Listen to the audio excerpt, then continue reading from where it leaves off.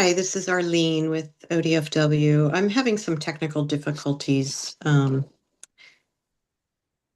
I'm not sure I can resolve this. I also have my internet is down, so I'm using my phone to participate in Zoom, and I think there's some limitations. So just wanted to let you know.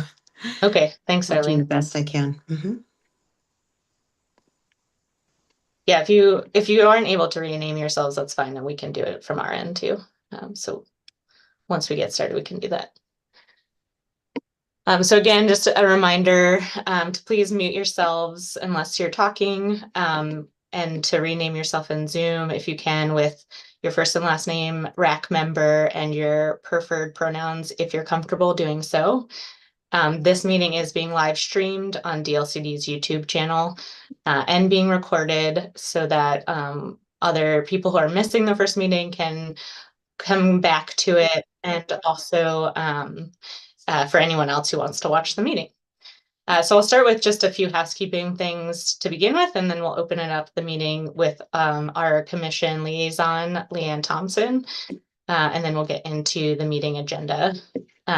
So I'm Meg Reed. I'm the Coastal Policy Specialist here at the Department of Land Conservation and Development. And we're all here today for the first meeting of the Rulemaking Advisory Committee for Coastal Public Access. So thank you all so much for being here and for being willing to volunteer your time on this committee and for this topic. So we really appreciate you being here. Like I said, this is being recorded and on our YouTube channel. These are public meetings, and all of the content therein is public content, so it can be requested in our public records. So just want to flag that for everyone. As I mentioned before, the chat has been disabled for people to chat with each other because that does become public comment. So you can chat with me or Mandy or Casaria or Matthew, and we're all here to support this meeting and all of you. So if you have any issues, please feel free to use that.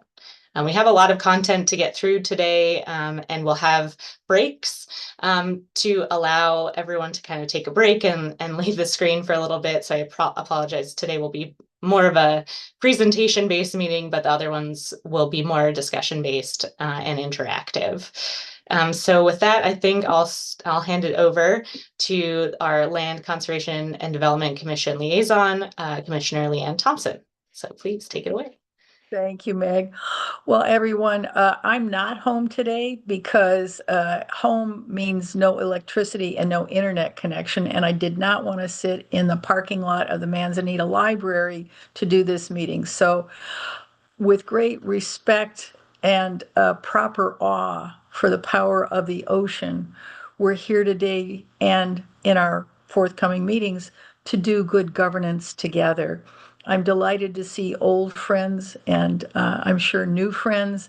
I say any week I get to spend 2 days of it listening to what Lisa Phipps has to say, it's a good week.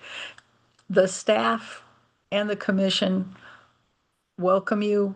We want to hear what you have to say, and we'll look forward to making recommendations that are good governance and good public policy for all Oregonians and those who want to come to visit us. Thank you, Meg. Thank you so much. And yeah, I meant to also say that at the beginning too. I know that last night was a pretty big storm across the entirety of the state, and many people are without power, including maybe some of yourselves. So I'm sorry if you're having to struggle with that issue, and really appreciate you being here. And I know it's a challenge, so I appreciate that. Next, I'll turn it over to the manager of the Coastal Management Program here at DLCD, Lisa Phipps, who is going to offer some opening remarks on behalf of our director, Brenda Bateman. Lisa. Good afternoon, everybody. We had a power outage as well, but it came online in South Tillamook County much earlier. So folks north of us are definitely getting hit the hardest from this last storm. I'm Lisa Phipps. I'm the manager of the Oregon Coastal Management Program and the Ocean and Coastal Services Division for the department. And I'm here for two reasons. The first is to extend gratitude from from Dr. Brenda Bateman, the director of the department. She had every intention of making the first meeting, but when this was scheduled, she'd already had plans for holiday, so she is unable to attend today, but she hoped to express to all of you a sincere thank you for the time that you're going to be putting towards this. We know it's a commitment and you already have full schedules. And so we appreciate the time that you're putting into this endeavor. It is an important one for us, and we certainly hope that the value that comes out of it is also value that you see in your time well spent. And then I also just want to say that the other reason that we're here today is because the Coastal Management Program was able to secure a grant now several moons ago to do some work around coastal public access. And this is one of the recommended outcomes. And to see it coming to fruition through this process is really exciting for us. And so on behalf of myself, I also want to thank you for the energy that you're going to put into this to help us get this process across the finish line. You are in the most capable hands with Meg leading this process.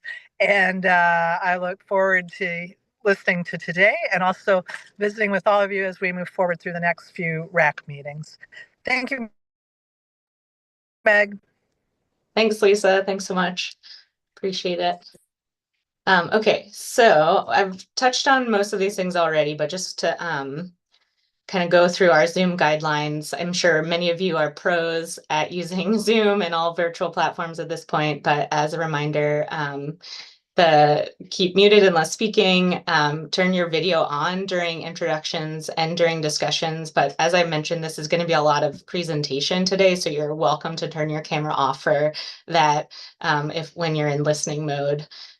Use the chat to me or any of the other co-hosts, or raise your hand to indicate that you would like to speak. There are a lot of us here, as you can probably tell, so it will just help me keep track of everything if you can use the raise hand feature for the chat.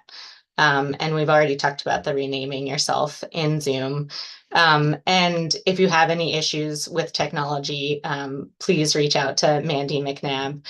She is providing that support for us today and throughout this whole process. So she will be one of your main contacts.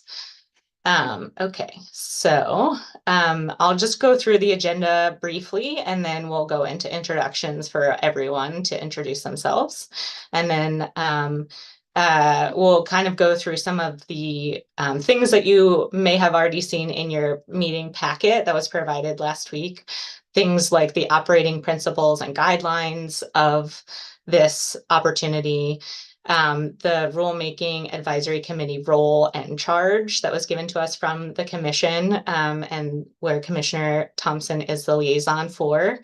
We'll do a little bit of background on Oregon's land use and coastal management programs, and this might be review for some of you, but for others it might be brand new information. So it's really important for us all to be kind of starting from the same page and getting to know each other and the world in which we're working in for this coastal public access rulemaking.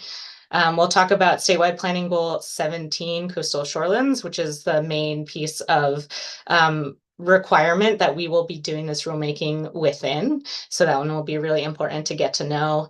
We'll talk about public access in Oregon, review the rulemaking purpose, and then kind of the last part of the meeting, we'll be talking about the rulemaking meeting schedule for the next few meetings and the overall rulemaking timeline, and then we'll adjourn. So with that, does anyone have any initial questions before we get into introductions? All right. Sounds good. Okay, so what I'd like to do is start first with DLCD staff, and then we'll move into everyone else. So if you can just give your name and your role at DLCD, and we'll save the next part for the rest of the RAC members, which is what motivates you to serve on the RAC. But you all are here because you work here. So let's start with Mandy. Good afternoon. I am Mandy McNabb, and I am the administrative support and support for coastal rulemaking for the Oregon Coastal Management Program. Welcome. Thank you. And how about Casey? Hi, I'm Casey Markowitz. I'm the Coastal Grants Coordinator for the OCMP at DLCD. Thank you. And Brett? Good afternoon. I'm Brett Estes. I'm the North Coast Regional Representative for the Department of Land Conservation and Development, from Lincoln County north up through Clatsop and Columbia counties. Thank you. And Hui? Hi everyone, I'm Hui Rodomsky. I'm the South Coast Regional Representative for DLCD, and South Coast is Walport to Brookings. Thank you. Thank you. And we, you met Lisa already. And then how about Matthew? Good afternoon, everyone. My name is Matthew Hampton, and I'm a Rules Coordinator in the Director's Office at DLCD. Thank you. And Casaria? Afternoon, everybody. My name is Casaria Taylor, and I'm the Senior Rules Coordinator for DLCD. Thank you. And Alyssa? Hi, everybody. I'm Alyssa Benini. I'm a Legislative and Policy Coordinator focusing on natural resources and ocean and coastal matters here with the department. Good to be here. Thank you. All right. Did I get everyone? There's anyone else from DLCD I missed? Okay.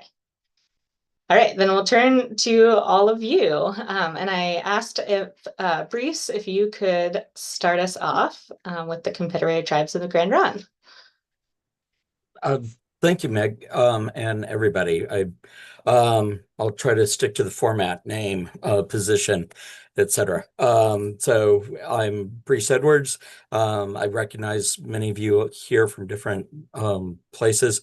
I serve as the Deputy Tribal Historic Preservation Officer and manager of the Historic Preservation Office for the Confederated Tribes of Grand Ronde. And what really has drawn me to accept participation in this RAC is that we're talking about a place that is really a unique landscape, and actions that engage that landscape have potentials for including and or impacting, a plus or a minus, cultural resources. And those resources I see as being part of the heritage of this place that we know as Oregon today. And that, consideration for in advance help make sure that those resources are best protected while not stopping those other actions that are needed in place. So just as manner of background, my experience is professionally as an archaeologist, but now I'm a bureaucrat. So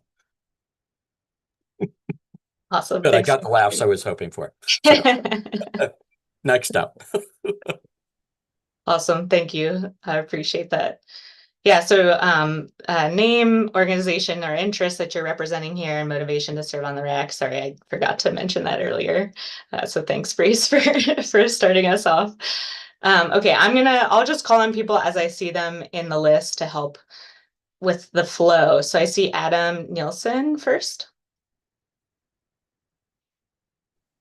Good afternoon, everyone. My name is Adam Nielsen. I'm the city engineer for the city of Tillamook, and I volunteered to serve on this rulemaking advisory committee to represent the Tillamook coast. Thank you so much for allowing me to be here.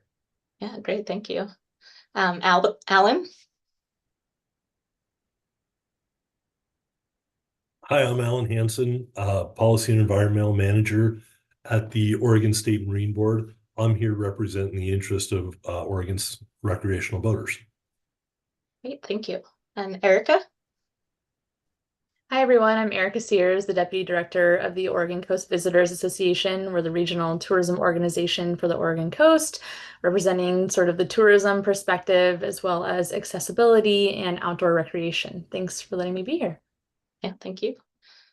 How about Arlene?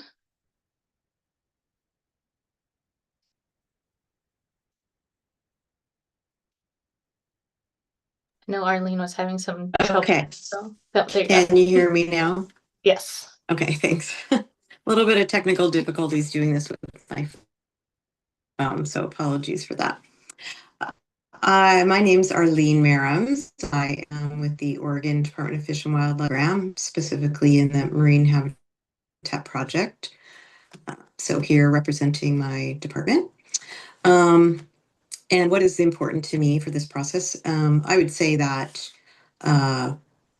just the rules, the proposed rules and the program criteria consider the effects on fish and wildlife habitats, but while also providing access to fisheries resources where appropriate. And also important is just that the new rules are not inconsistent with ODFW rules and policies. I think that would be beneficial to identify that at the onset. So happy to participate. Yeah, thank you. How about Brock? Hey everybody, I'm Brock Nation. I'm the policy director at Oregon Realtors. We have an interest just related to economic development and private property rights, but also on a personal level. Grew up spending a lot of time at the coast, particularly in Seaside. My mom's side of the family is from there, and so spending lots of 4th of July's at the beach and having access there is definitely important. So multifaceted interest in the role. Thank you. And Charlie? Hey folks, Charlie Plyben. I'm the Oregon Policy Manager for Surfrider Foundation. I represent an organization with environmental and recreational access interest in our public beaches. I also am a property owner along the coast here and an avid user of the beach and recreational user. So appreciate being here. Thank you. Don? Hey, everybody. Don Pettit with Oregon DEQ. I'm in the emergency response program as a planner for oil spill and other hazardous materials responses. And then when things happen, we turn into the people that end up trying to clean up beaches and restore habitat if they're threatened or impacted by hazardous materials primarily. So that's our interest. We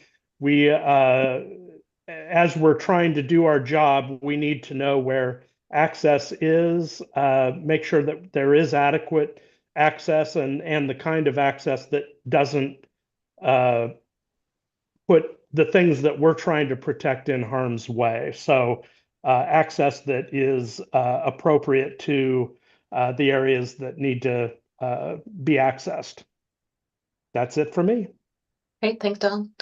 Gail? Hi, I'm Gail Henriksen. I'm the Community Development Director for Clatsop County. And about 2.5 years ago, we worked with DLCD to do an audit of our public access policies and to update the inventory of public access points. And we're getting ready to adopt that in Goal 17 at the end of January next year. And so I'm just looking to stay involved in the conversation. Thank you. Awesome. Thanks, Gail. Janine? Hi, I'm Jeannie Sprague. I'm director at Lincoln City Parks and Recreation. I'm here to help represent municipalities on the coast and in both increasing public access of the coast and supporting it while also supporting environmental protection. Municipalities oversee a lot of the beach accesses. Here in Lincoln City, we oversee 28 public beach accesses. And through our work with the visitors, we acknowledge and want to support both their needs and also the impacts that they have on our coastal environment. Great, thank you. And then Janine Bilek. Hi, so I'm Janine Bilek. I'm also with the Marine Board. I'm Alan's alternate on this. In my capacity, I'm our boating facilities program manager and agency tribal liaison. So my interest is, of course, recreational boating, but especially the access. Thank you. Thank you. Jeff? Hi, all. Great to be here. Apologies. Cameras on the fritz. Technology's not on our side, so you'll have to put up with this AI-generated avatar for the meeting. which seems to hybridize me with a little bit of George Clooney. I'm not sure how that happened, but nonetheless, there I am. I represent the city of Bandon, all those who live, work, and play here, as the community development director, and it's an honor to be among you. Okay, thank you. Kate. Hi, my name's Kate Iaquinto. I work for the U.S. Fish and Wildlife Service. I'm the project leader for the Oregon Coast National Wildlife Refuge Complex. We manage 6 national wildlife refuges along the coast, including Oregon Islands, which many people go to the coast to see. So I'm interested in public access, outdoor recreation, and protection of beach nesting birds and other coastal wildlife. Thank you. Laurel. Good afternoon, everybody. My name is Laurel Hillman. I work for Oregon Parks and Recreation Department. I'm the Ocean Shore Resource Coordinator. As many of you probably know, OPRD is one of the key agencies with management responsibility for Oregon's beaches, along with managing over 80 coastal state parks that have access to Oregon's shoreline and other management responsibilities related to coastal access points along the coast. Happy to be here. Thank you. Lori.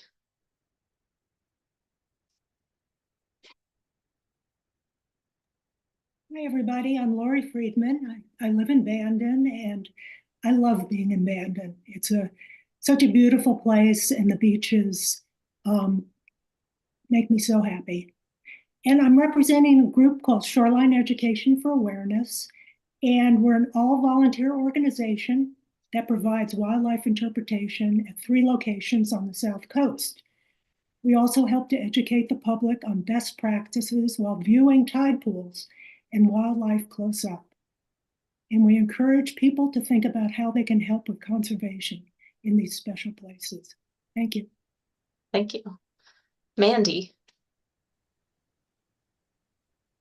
Hello all, I'm Mandy Watson. I'm the Coastal Conservation Manager of Oregon Shores. We're a nonprofit that focuses on increasing resilience of coastal communities and coastal ecosystems.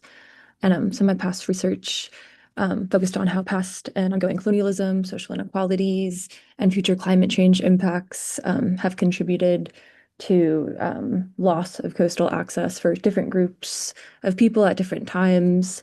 So yeah, I'm excited to apply some of my previous research to this RAC and hopefully contribute to coastal access equity here in Oregon. So thanks for having me.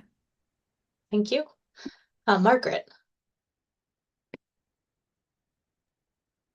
Hi, everyone. I'm Margaret Treadwell. I am the Central Coast Conservation Program Manager for Mackenzie River Trust, and we're a regional land trust that helps people protect and care for the lands they cherish in Western Oregon. And we do serve the Central Coast from Lincoln City down to Reedsport.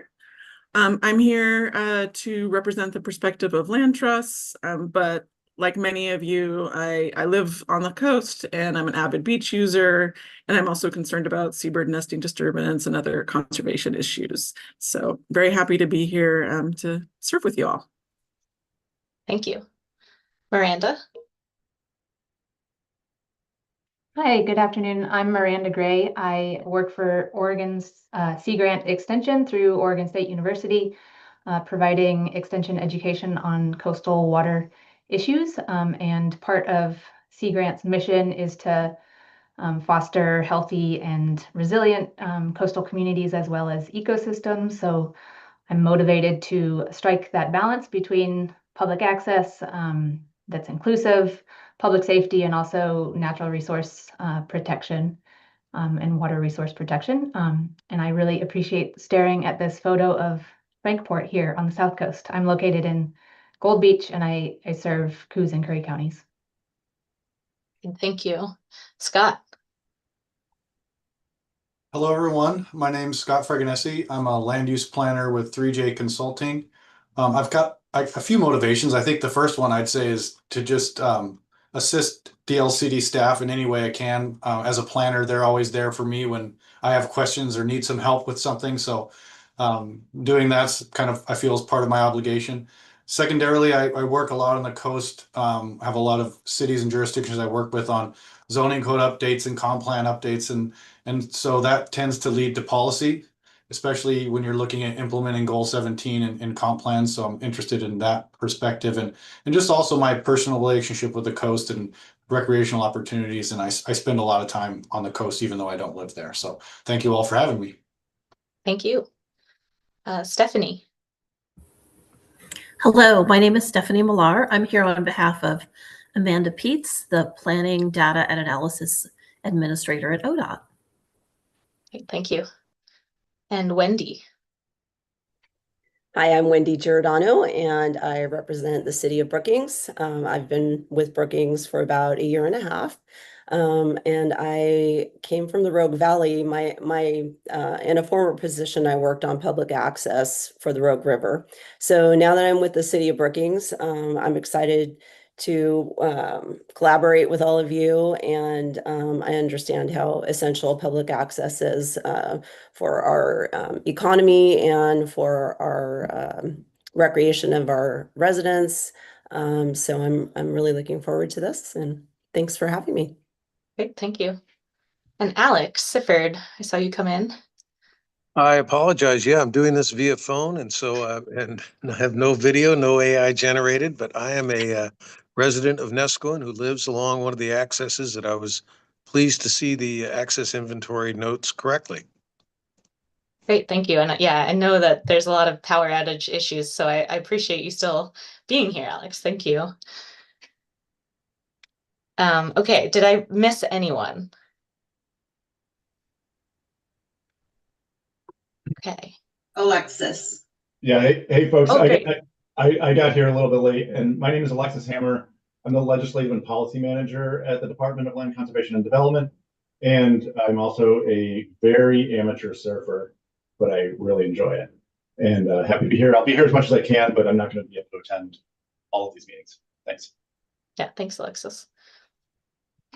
All right, well, thank you all so much for spending some time with us and for providing your introductions.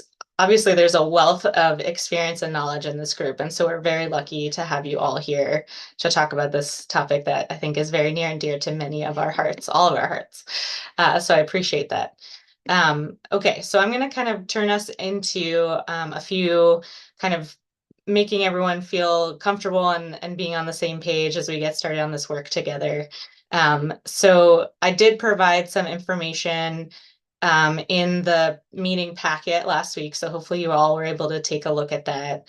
And there was a video too that I would, if you haven't watched it already, I would highly recommend watching, which is really what is the role of the Rulemaking Advisory Committee member, especially for DLCD rulemaking specifically. So we won't really necessarily go over all of that, what was in that video. So I would definitely recommend watching it. But just to kind of start us off, we treat these meetings like public meetings, and there are public meeting laws.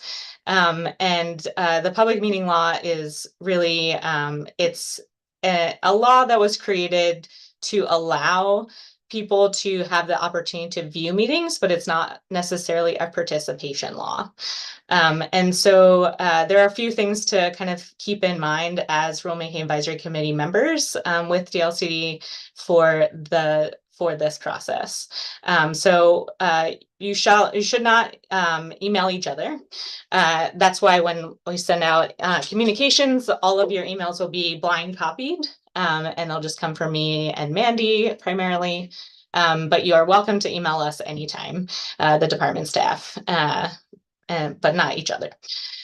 We provide public notice for this meeting through our Gov delivery notices. So hopefully you all are signed up for those. And you can encourage other people who are interested in this topic to sign up for those directly so that they can be in the know and get information from the department. And then we also post it to our website. The meetings are open to all to view on our YouTube channel, as I've mentioned, and this recording will be posted on that channel so that people can watch it after the fact. Written comments by members of the public can be accepted at any time throughout this process. And the email that you should send everything to is coastal.policy@dlcd.oregon.gov. And that will go to me and Mandy so that we can get those. We will not be allowing any verbal comment at our meetings outside of, RAC members are here to participate, but anyone outside of that. But we do accept those written comments anytime. We will provide meeting summaries prior to the next RAC meeting. We'll try to get those out as quickly as we can for all of you so that you can see what we were talking about. And as I've already mentioned, the meetings will be recorded. Okay, so the role of the RAC. Some of this was already included in your packet, but one thing that's really key to keep in mind is that the role of the RAC is to be advisory to staff at DLCD. You advise us on the rule drafts, but it is not advisory to our commission. They are the ones who will make the ultimate recommendation and adopt rules. That is their authority. You can provide recommended policies, language, and direction to staff, and we will consider that input. You're considered volunteers by the state and will comply with open meeting, public record, and ethics laws. And the committee is supported by us, the DLCD staff. We anticipate that we'll meet a total of 4 times, and we'll discuss the schedule more at the end of this meeting. It's possible we might want to add another meeting depending on how things are going, but that is our schedule at the moment.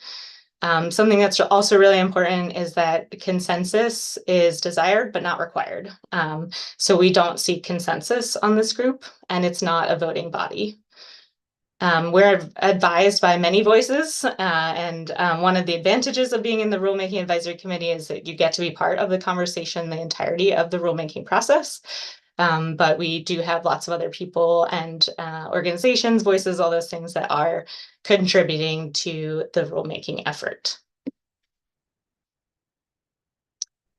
So one thing that's really important and that we should all keep in mind throughout this process as we go through is the charge for the Rulemaking Advisory Committee.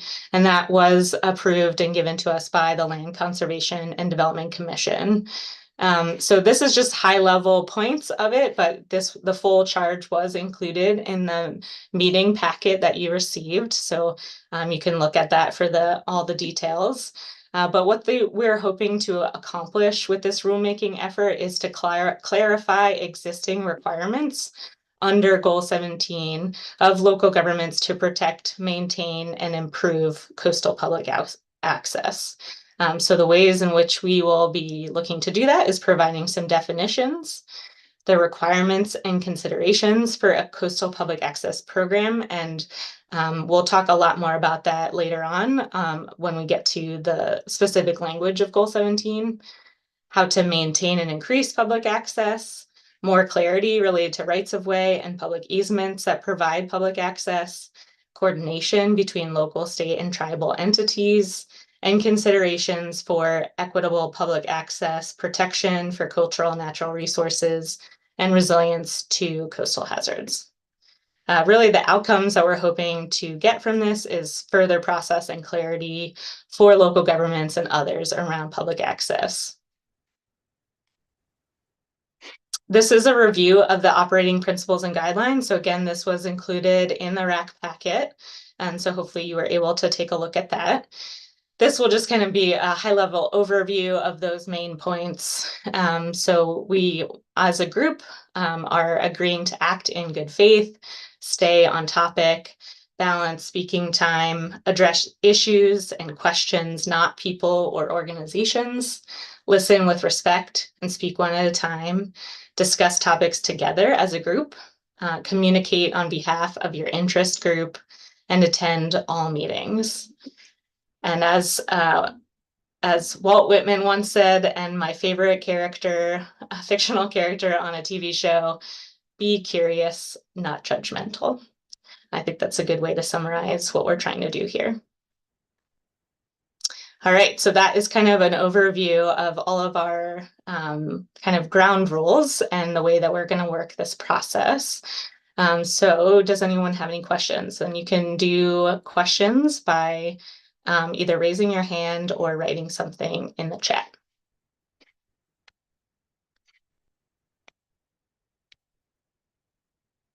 Oops.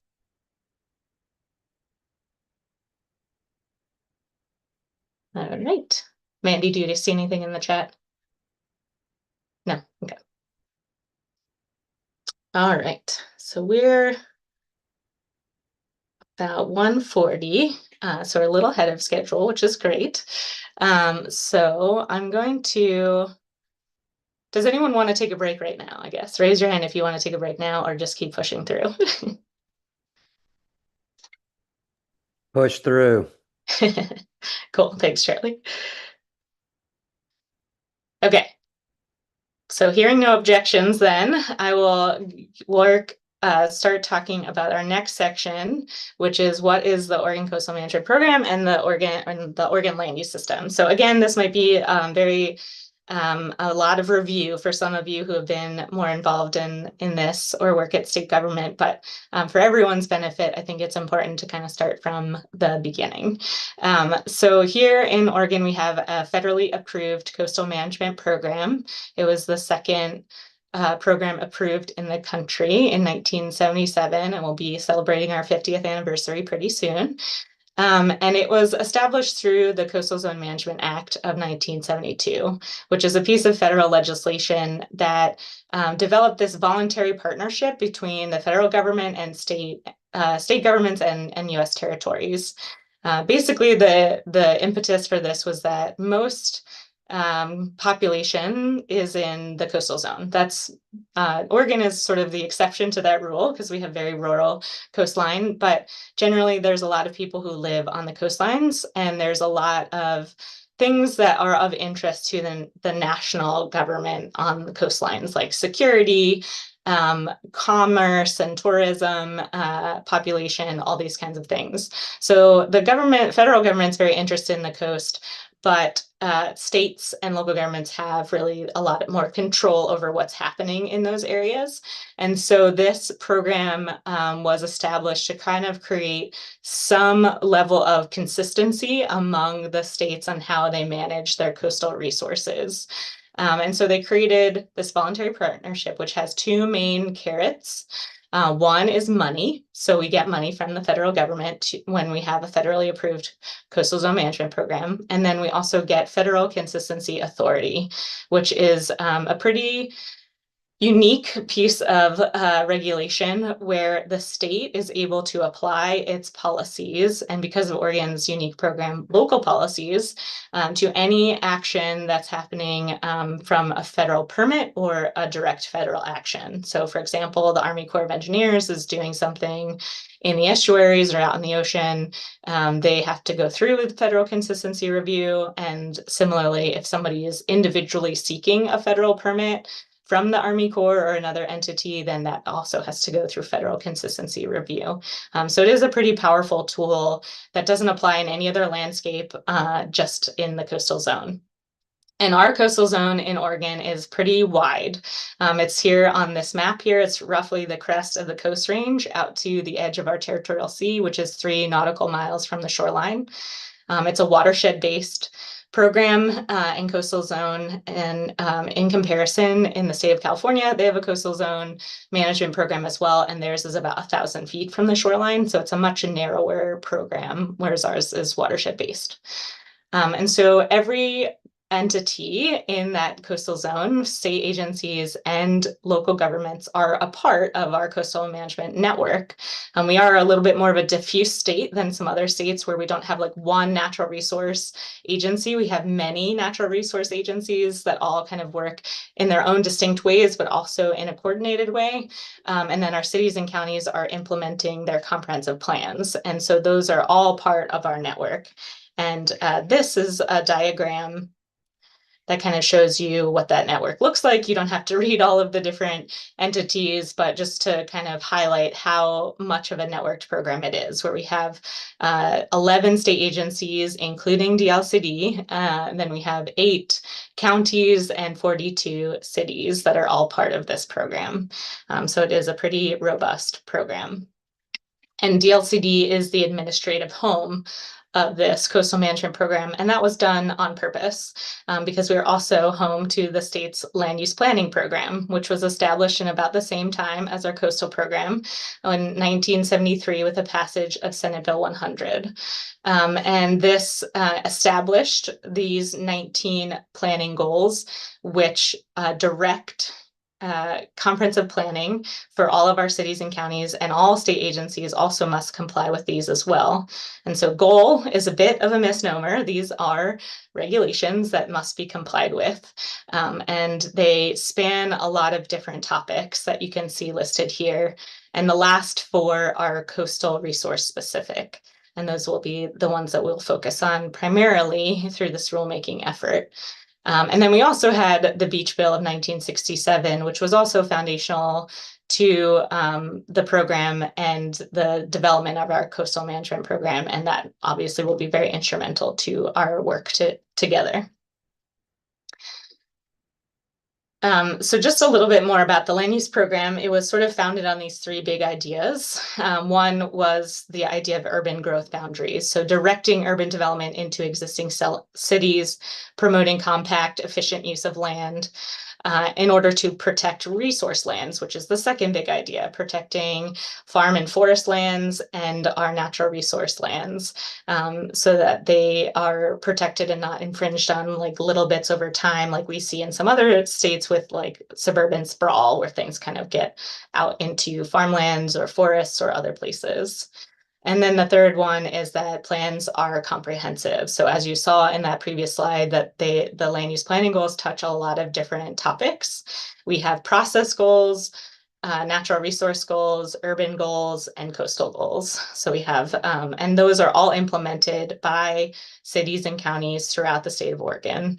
And as I mentioned before, they also have to be complied with by the state agencies. And those go through state agency coordination programs where all the state agencies have kind of listed all the ways in which they overlap with land use and how they're going to be consistent with the statewide planning goals. So here is sort of a diagram of the coastal goals, because what is really important about them is that they're very geographically specific. So it's helpful to kind of see how they apply on the landscape. So goal 16 is for estuarine resources, and that is for the waters of the estuary. So it's kind of a very unique thing to Oregon that we have zoning in the water in our estuaries that doesn't apply in other states really, or in other water bodies. Like we don't have it in rivers or lakes, but we do have it in estuaries. And that is something that is implemented through goal 16.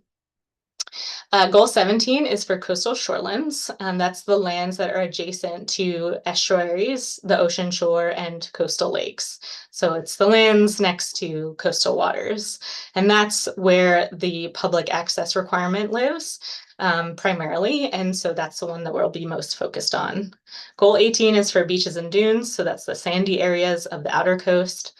And goal 19 is ocean resources, which applies to the ocean and is the only goal that's only implemented by the state.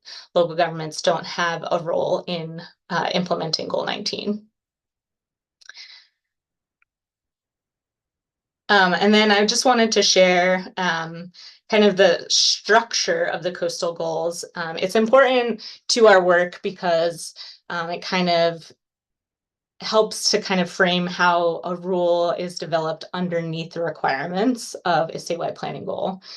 So the coastal goals always have an overarching policy statement, inventory requirements. So like thinking, I'll get more into it with goal 17, but just kind of like what is it that what resources are in these areas that we need to know about. Then there's comprehensive plan requirements, which are usually about identifying planning areas, uses and activities that are allowed or prohibited, and establishing policies. And then there's implementation requirements, which are really where the rubber meets the road. So that is something that's really important. And then each of the goals have guidelines, and those are not regulatory. They're just suggestions for how to implement the goals. And then there are definitions, which are generally in a separate section of the goal pieces. Okay, so I'm going to pause there for a second to see if anyone has any questions.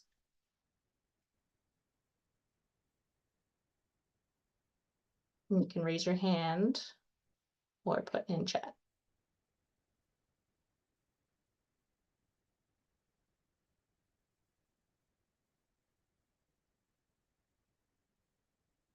Mandy, do you see anything?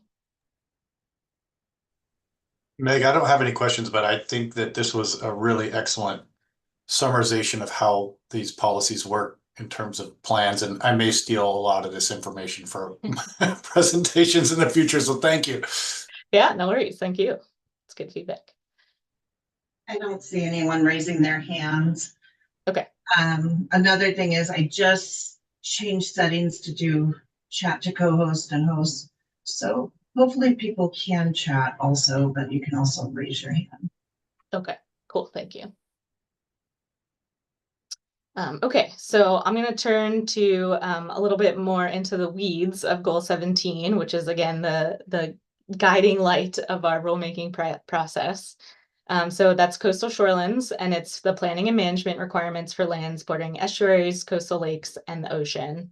I like to share this picture, which is in Newport, for those of you who might be familiar, because it really kind of shows the intricacies of being next to the ocean or estuary, right? Like you have an interesting and complex coastline.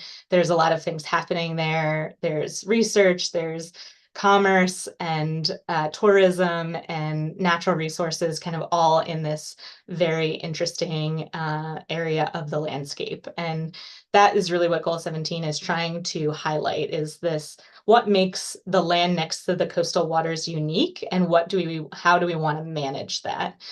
So it really talks about a lot of things, and I like to think of it as our working waterfronts goal.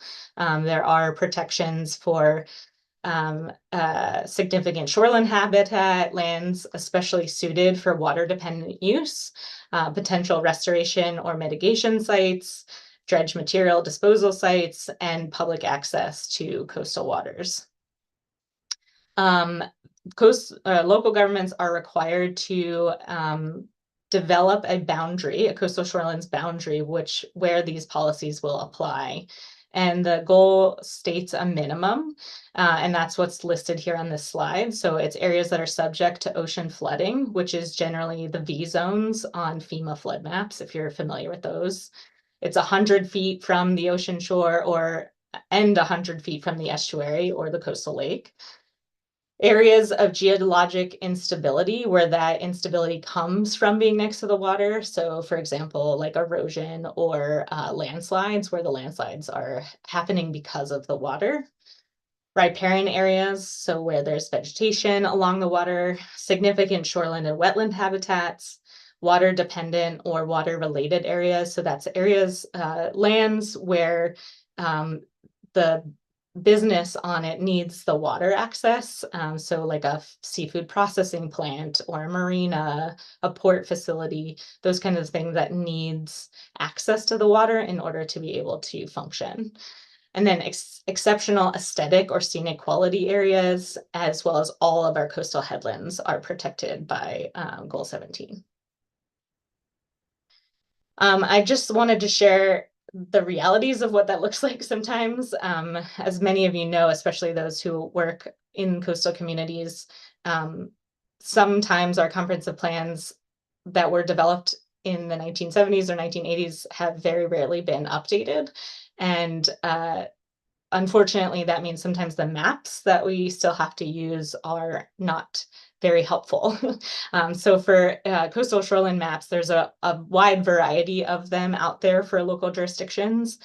This one here on the left is from Tillamook County, and I assume that most of you don't know what it's saying at all or can see it. I mean, it's a small picture anyway, but just kind of highlighting that it can be really difficult to work with these old maps. So something our agency has been trying to do a lot of recently is updating those. And so the middle and the right-hand side are updated maps that we have helped produce for Depot Bay and the city of Manzanita.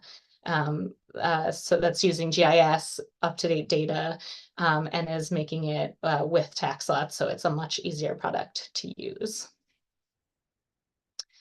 And then we have the implementation requirements. And like I said before, when I shared the coastal goal structure, this is kind of a big part of the goals themselves is the implementation requirements. So for goal 17, there's a lot of different ones. There's ones around the protection of natural resource areas, protection for mitigation and dredge material disposal sites, water-dependent water-related areas, as I mentioned in the last slide, a preference for non-structural solutions to erosion and flooding, and then finally the public access program. So this is where public access is primarily in the coastal goals. So this is its text in its entirety in goal 17. And so this is really going to be our mantra for the rulemaking. The rules that we develop will have to be firmly within this implementation requirement. So local government in coordination with the Parks and Recreation Division shall develop and implement a program to provide increased public access. Existing public ownerships, rights-of-way, and similar public easements in coastal shorelands which provide access to or along coastal waters shall be retained or replaced if sold, exchanged, or transferred. Rights-of-way may be vacated to permit redevelopment of shoreline areas, provided public access across the affected site is retained. So this is really important and is really guiding the draft rule language. Just some things to note is the Parks and Recreation Division refers to the Oregon Parks and Recreation Department.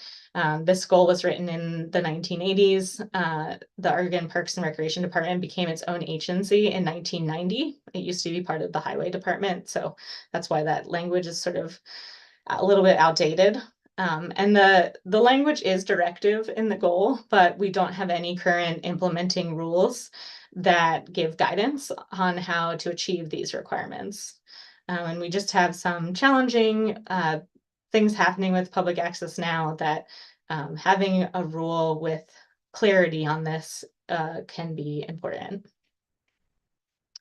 And I'll just emphasize that this rulemaking is mostly about areas within local government jurisdiction and where those areas overlap or coordinate with other agencies or entities.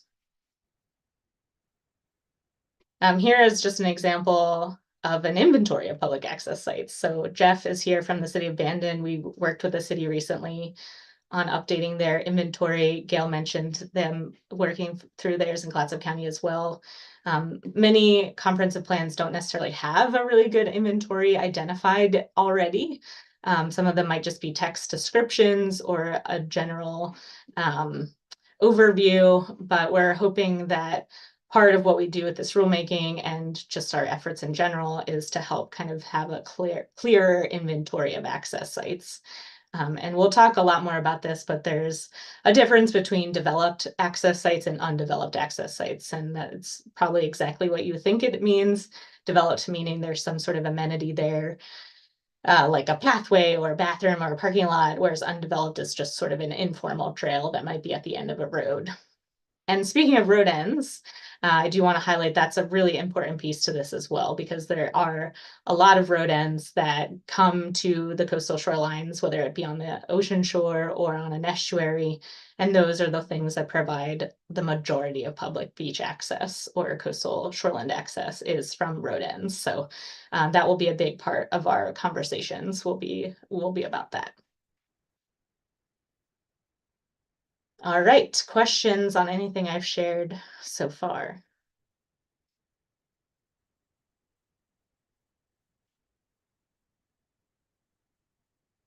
Just gonna whiz right through this. Oh, Miranda, I see your hand. Looks like Miranda. Yeah.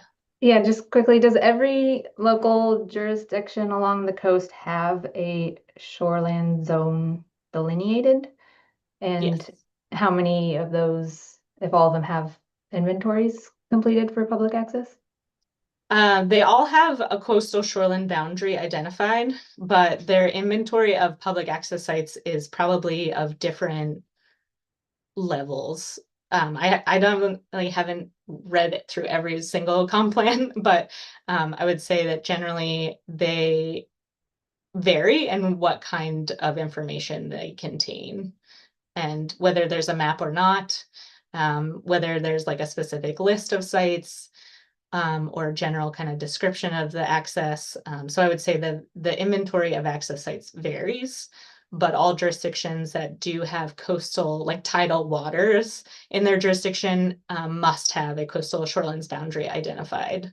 But that could be a text-based boundary, and that is often what we see as a text-based description. So it's not necessarily a map, but it could be a map.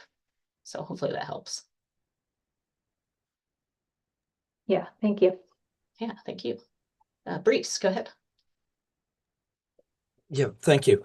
Are these inventories, although not equally complete, I recognize that, are those available for public access through one central place, or is it by county?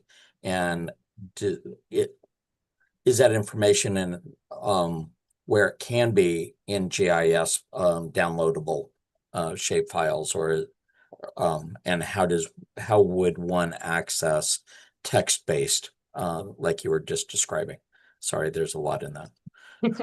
Yeah, thank you. It's a really good question and something we're always trying to improve upon. So all of this information, which I didn't really make clear, so it's a good point to raise, is that all of this is inside of a comprehensive plan. And so those are documents that cities and counties have, and they cover all of the land use planning goals that are applicable to them. And I think for the most part, those are online on the city or county website. They'll have that document. Usually it's like a PDF document. Sometimes it can be broken out by chapter, and the chapters often correspond to the goal numbers. So like if you looked for chapter 17, most of the time that's going to be the chapter for coastal shorelands. And it would be embedded somewhere in there. But as I said, the comp plans have generally not been updated very often. And so sometimes that information can be really difficult to kind of sort through and to find what you're looking for. The coastal program, Oregon's Coastal Management Program, here at DLCD, we do provide an inventory of public access points, and we try to update that every 10 years. And I will talk about that a little bit more in the next section. So we do have a GIS, and we have that inventory, and it is for sure accessible to anyone, and you can download that data. And that's usually what we try to encourage as like a starting point for local governments, is that inventory. It's not always the most accurate because, we have to have some person go out and like survey all the sites, and that can just, there's inherent errors in that. And so we always kind of say like, okay, just use this as a starting point and then build on it as a local government entity so that what better than anyone where your access points are. So you kind of add to that, and then we can update our inventory. So that's my best information for like what's out there right now.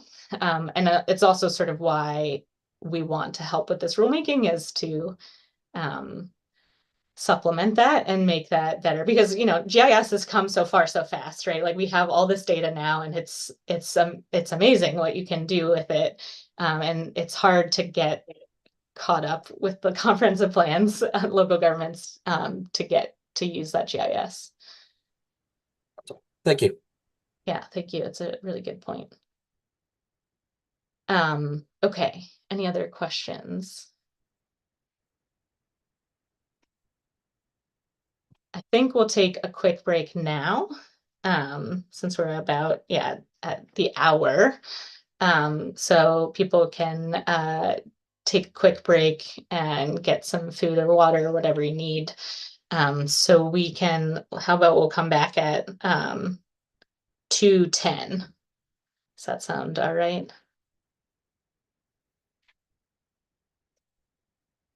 All right. So Hey, thanks Meg. all. Yeah. This is Charlie. I just want to let you know I might have to hop off a little bit early today. So sometime between 2:30 and 3, I'm going to have to hop off. I apologize. Okay, thank you. No worries. All right, so we'll come back at 2:10. So yeah, thank you.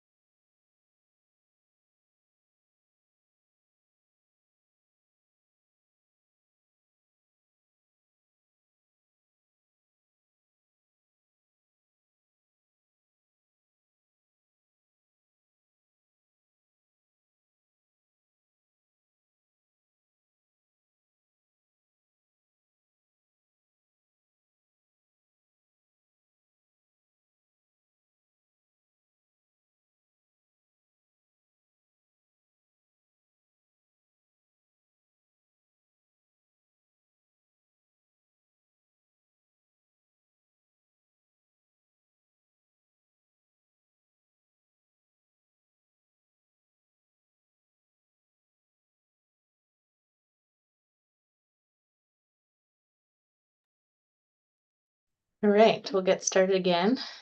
You could, yeah, turn your cameras on so I can know if you're back. Thank you. And then you could turn them off again. Cool, thank you.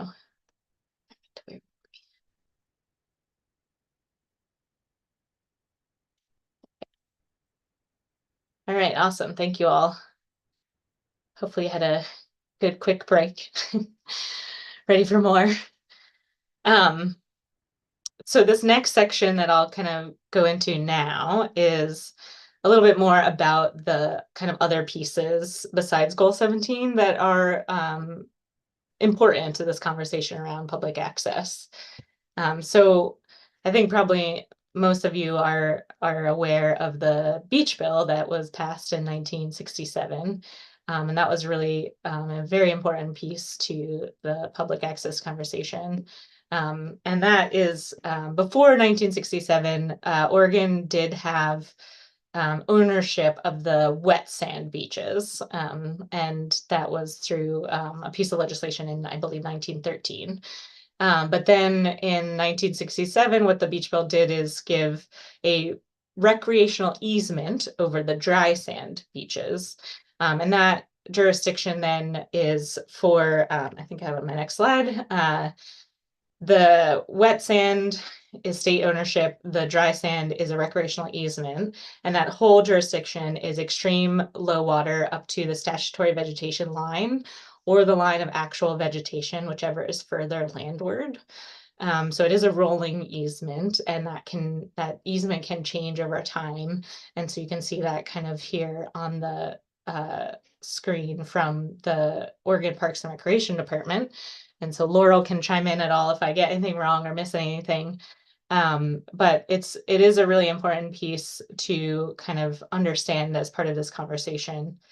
Just a couple things to point out is one that only applies to the ocean shore, so the sandy beaches on the outer coast of Oregon. There's different rules and regulations in the estuaries, and I'll talk about that. Also,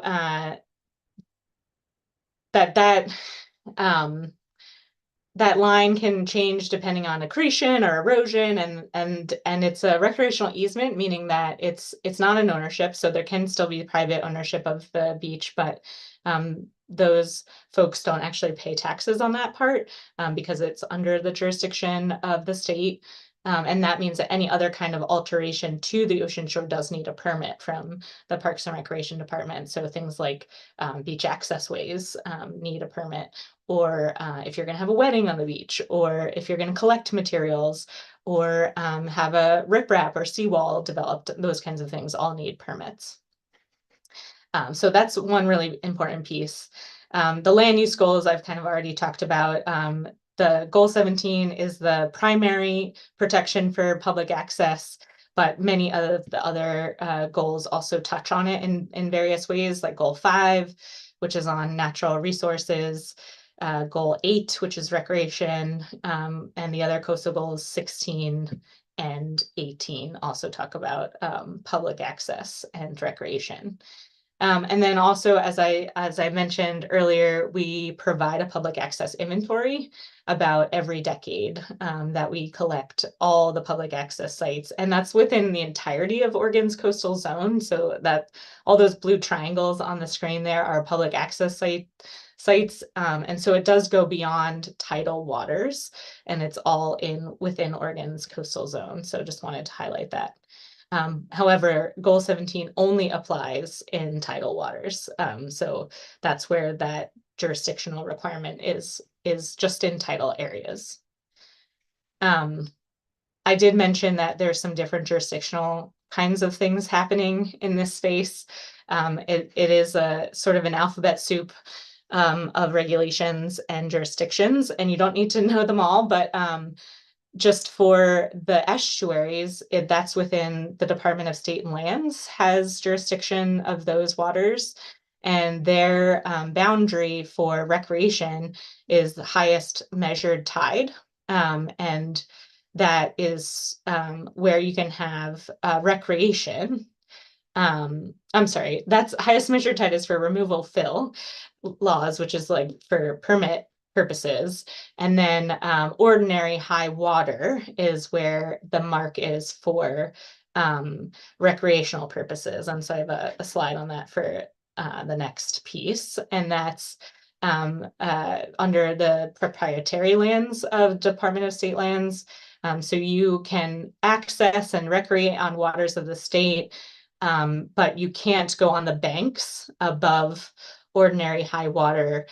That would be considered trespass, unless there is already a public access there, or you have landowner permission, or if it's under an emergency circumstance, but otherwise that is private property.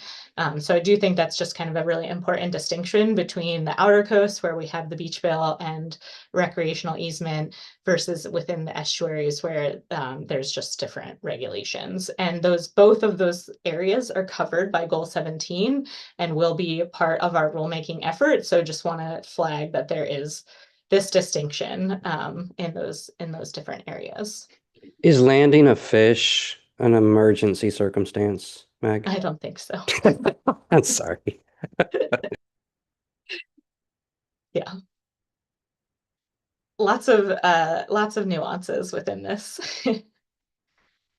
Okay. So it's probably no surprise to you, any of you here, that there have been lots of different pressures on public access over the years and kind of recently. We've had increased coastal population and visitation, especially during the COVID-19 pandemic, where people kind of sought outdoor space as a place to still be able to go and do things.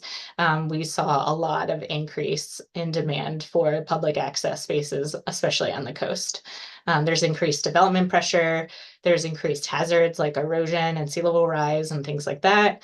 And then we also just have a lack of resources and capacity at our local government level and our state agency level, where we just can't keep up with the demand and provide all the services. And there is a higher demand for improved access, meaning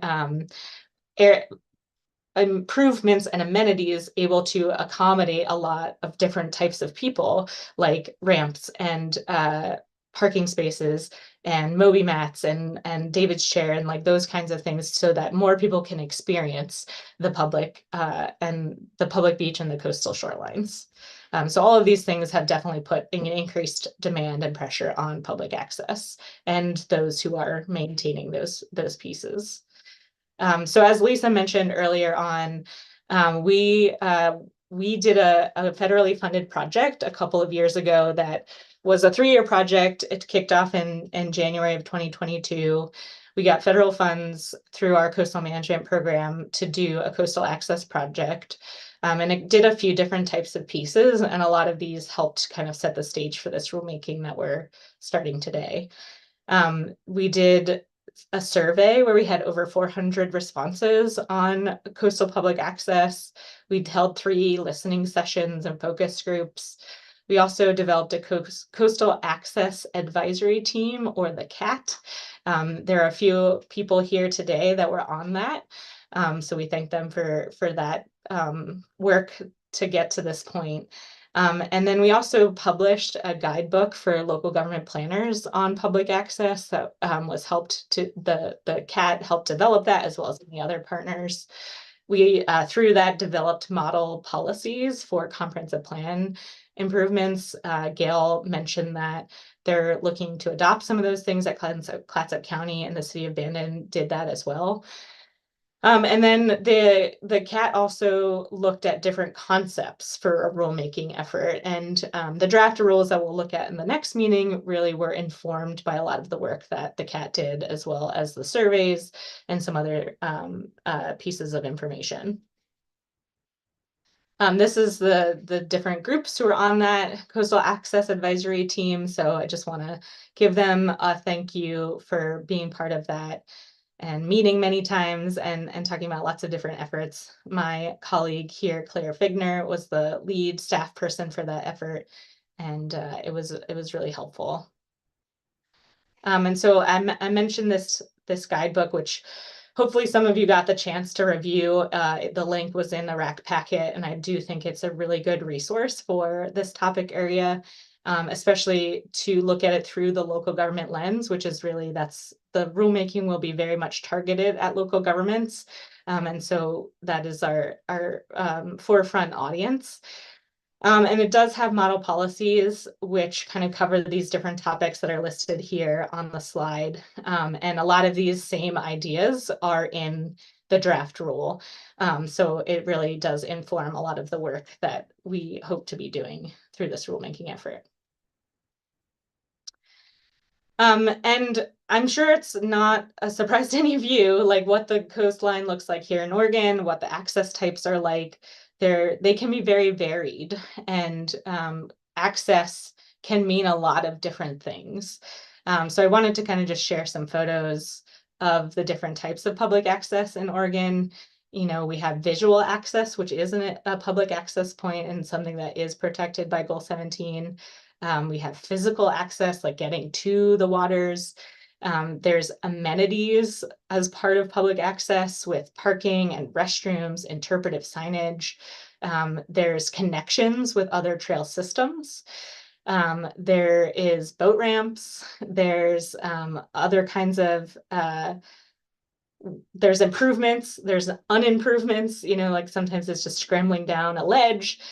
Sometimes there's a boardwalk, and then there's other things. And Jeannie from the city of Lincoln City kind of mentioned this already, but you know, the other kinds of improvements, I think these pictures of the Moby map on the bottom left are from Lincoln City, and that's an area where people who have limited mobility are able to still enjoy and get down to the beach.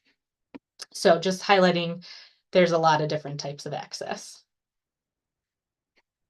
There's also a little bit of a tension, as I'm sure most of you can understand and have experienced, between public access and private property. And so just wanting to flag that there are the public access points may have different types of legal means of protecting them. And we have to just be cognizant and thinking about these different things. There's ownership, there's rights of way, there's easements, there might be historical use and things like that. But there also is private property, and there are also private property rights. So this can sort of vary depending on the types of access points. And so I just shared this photo that is an example of a place that provides a public access for a hotel, or sorry, a private access for a hotel, and you know, it's not a public access. And there are things like that that are certainly throughout the coast as well. And so we just, in our rulemaking efforts, want to be cognizant of this and making it clear where different authorities are. And that's why I think that having a really clear inventory and having the ownership and the maintenance of that inventory site really clear can become handy and be really helpful in this conversation. And then sort of the last topic we'll touch on today before getting into the rulemaking schedule is rights of way. Like I mentioned before, road ends are a big part of public access on the coast. This picture from Lincoln City on the left with all the blue triangles just again highlights how many public access sites there are and how many of them are at the end of a road, right, where they just abut a coastal water, and those are really important. And so that last piece of Goal 17 is here on the screen here about the ability for those to be vacated as long as public access across the site is retained. So I think in my time working on this issue at DLCD, this is the thing that has come up probably the most, and where there are a lot of questions at the local government level about like, what does that mean? What does that look like? And so I think if we can provide some clarity in the rule language about this provision, that would be really helpful too. Like, what does it mean to like retain that access, and can it be somewhere else? And, you know, like what kind of redevelopment are we talking about and things like that. So I think this is probably one area we'll want to spend some time thinking about. And I will say that rights of way have kind of their own statutory set of rules, and it's not necessarily in land use. There is a whole section of statute that talks about the vacation of right-of-ways for state agencies, and local governments often use that same pathway, but they can have their own for the vacation of right-of-ways. And again, that that term is weird too, right? The vacation of right-of-ways. Like, I'm sure some of you are very familiar with that term, and others maybe not so much. And it is an interesting term to talk about the vacation of something when we're not talking about like going away on vacation, but like vacating something. And just that there's a lot of process and legal pieces there. And I am not an expert on this, but if we want to talk about this and really dig into it, then I think it's something I will take good notes, take good questions, and bring it back to our legal counsel for insights on this. Okay, so that was a lot of different things. Any questions or thoughts about that?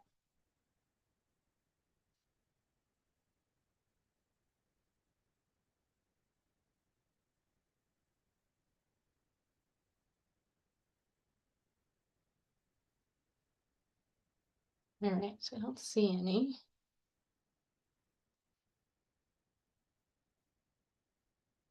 All right. So we're gonna skip that break because we just had one. And so this last section before we adjourn today is just about reviewing the rulemaking purpose and talking about our next steps. So I know this has been a lot of information just coming straight at you and not a lot of interaction, but that will be very different in our next few meetings. So hopefully we'll just get through this together and get to the good stuff. So again, the rulemaking purpose is to provide clarity to local governments and state agencies on the implementation of Goal 17 public access provision. And something that I didn't say earlier in the charge, but is very important and was directed to us by LCDC, is that this is not to be an unfunded mandate on cities and counties. We know that there's already a ton of stuff happening that's been directed at local governments recently, from land use with having to update things around housing and floodplain implementation and all sorts of other things. And so local governments are already under a lot of pressure right now. And we don't have funding to help them implement this rule once it's in effect. And so the way the rules will be structured is in a way that it's mostly, it will only come into effect under certain circumstances, when they're doing a plan amendment or when they're changing or modifying a public access site. They'll just have to create findings in that decision. So I think it's just really important to emphasize that with these rules, we're not trying to cause additional local capacity issues, because that is just not something that is tenable right now. And then, so next meeting, we'll be talking about the draft rules, which are developed at this moment, but they're a starting point. The way the rules have been drafted is that there's it follows the format of most rules, and you don't necessarily have to worry about the formatting too much, because that's our job, is to do that. But just to kind of set the stage, there's a purpose statement, there's definitions, there's a statement of applicability. So kind of getting back to what I just said about when these rules would apply. The development of a coastal public access program. So that's the word that's used in Goal 17 and what would be included in that. And then rules about modifying public access sites and rights of way specifically. And so again, just to kind of reiterate the way it's drafted now, there are kind of two main parts of the rule. One for developing a coastal public access program when embarking on a plan amendment. The other is related to decisions that impact current public access sites, including the vacation of rights of way or swapping an access site. Any questions about that?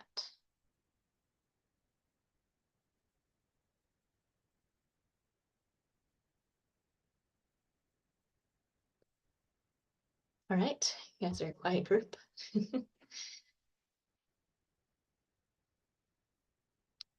Okay, so our timeline is listed here. We did the rulemaking initiation with the Land Conservation Development Commission in October, and we did our RAC recruitment, and so all of you are here. Thank you so much. We're going to have RAC meetings again in January and February. Then we're going to take a little bit of a break. while we do things on our end, one will be a town hall with local governments to kind of socialize the rule with them and give local governments a chance to weigh in through the public comment period. We will do our legal notice and review, and we'll have to file the draft rules with the Secretary of State on April 1st. And then we'll do our first public hearing with the Land Conservation Development Commission in April. We also need to do a geographic hearing, and that is a requirement for any rule that only applies to a specific geography. So because this will only apply to the coast, we will also have a geographic hearing, and that will be sometime either right before or right after the LCDC meeting in April. And then we will meet again in May as a RAC committee to kind of digest all the public comments as well as the directives from the Land Conservation Development Commission that were at the public hearing and finalize the draft rules, and then bring it to final adoption in June of 2026. And then discussion that we will have is when the rules would become effective. It's a new rule. We have some flexibility on it. And so we can talk about that next time. So here's the RAC meeting schedule. I shared it via email recently as well. So we'll meet again January 13th from 1 to 4. This will be our most meaty meeting where we'll be discussing the draft rules. So I'll share those rules ahead of time, and then we'll come and discuss them. RAC number 3 will be February 17th from 1 to 4.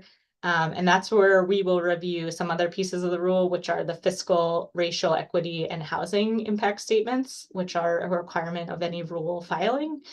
And then we'll also review the updated rule draft based on comments that we've received. And then the final meeting, as I mentioned, will be kind of to finalize the draft rules based on public comment received and directives from LCDC, and that will be May 13th. These were the dates that worked for most people, and it was pretty good fit for generally most. So thank you all for filling out those doodle polls and for flexibility in there if you can. I know that it's hard to make all of this work, but we are a fairly large group, so it's kind of impossible to find a date that works for everyone. And then finally, just wanted to share again some resources for you throughout this process. We do have a rulemaking webpage. It was linked in the RAC packet. And it's on DLCD's rulemaking website. All of our rulemakings are in the same place. We used to have separate pages, but we had to change that so that everyone can get to everything with one click. So you have to kind of scroll down a little bit and get to the Coastal Public Access one and click on it, and all the stuff should drop down below it. The Gov Delivery, which is our email notification system, is there as well, so anyone can sign up for that. That's where we'll also be posting public comments. And just as a reminder that any written comments that are submitted to us are public record. And so they will be part of this whole rulemaking record. We'll put our meeting summaries there, the meeting packets, and the link to DLCD's YouTube. And I think that's it. And you can contact me or Mandy anytime that you need any help or have any questions or thoughts. So we're here to assist. All right, any last questions before we adjourn?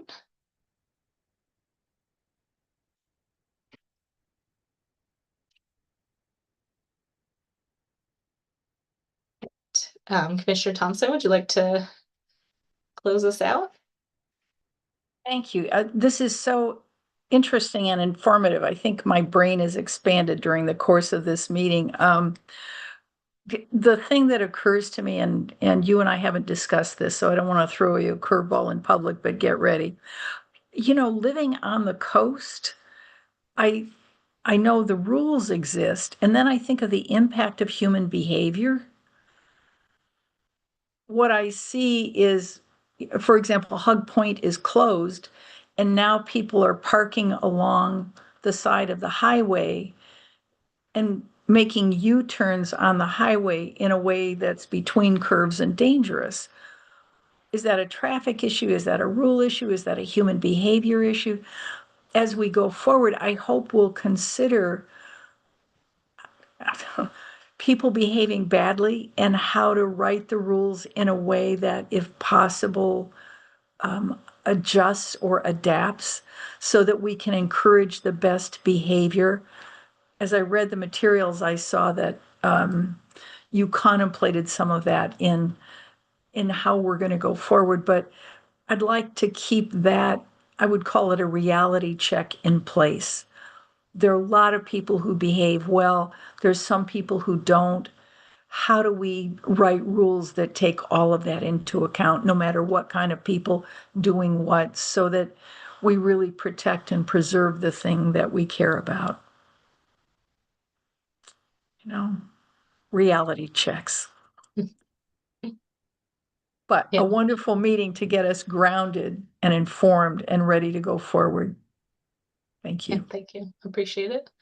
Yeah, appreciate all of you being here. I know it's a lot to take the time out of your days to be here, so appreciate that. And yeah, reach out anytime, and we'll send a link to register and get your Zoom link for the next meeting, which is January 13th. And you'll see, just because of the holidays and stuff, I would love to get you stuff super early, but just with all that, you'll probably get a week advance for the next rack packet. And yeah, and until then, have good holidays and be safe, and yeah, take care of yourselves. Thank you. Bye.